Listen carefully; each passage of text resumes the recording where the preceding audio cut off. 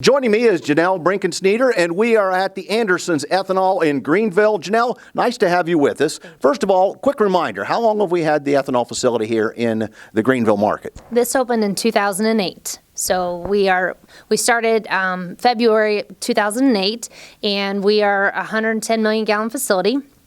Need about 44 million bushels of corn every year.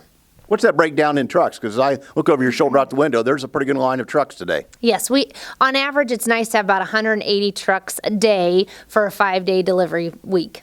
What's the acceptance of ethanol as you look at not only the local market, but as you provide the product to today's consumers?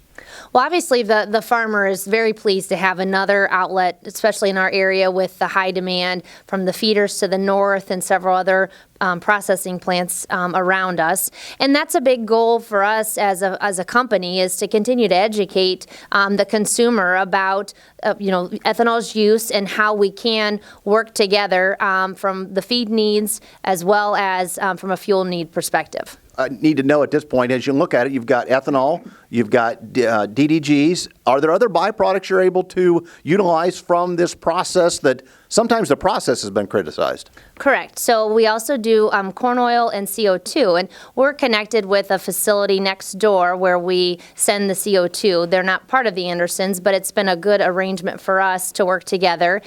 So yes, it's not just the ethanol, but we are able to pretty much utilize all components of that kernel of corn to have 4 different products. With that, then, obviously the key is getting corn. What's it take to get today's farmers to take last year's record crop, open up the bin, and start delivering to you on a regular basis?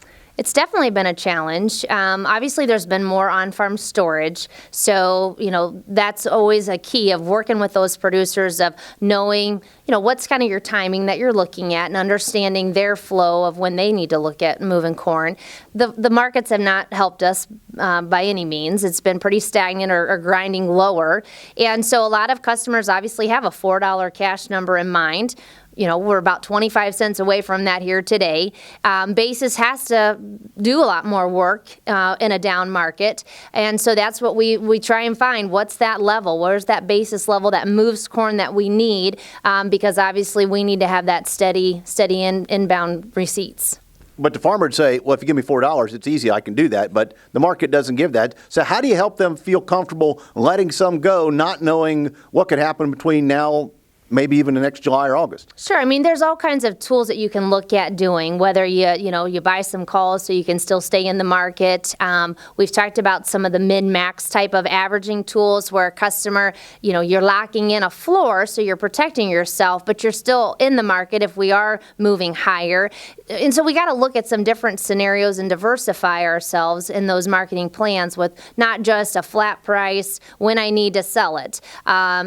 Some customers have done some basis contracts, and unfortunately the last couple of years it seems like whenever we have a basis, we roll that basis on out to give us more time, the market drops right back down and we lost that spread again. A grower wants to get more information or talk to you or one of the other grain buyers here. How do they do that?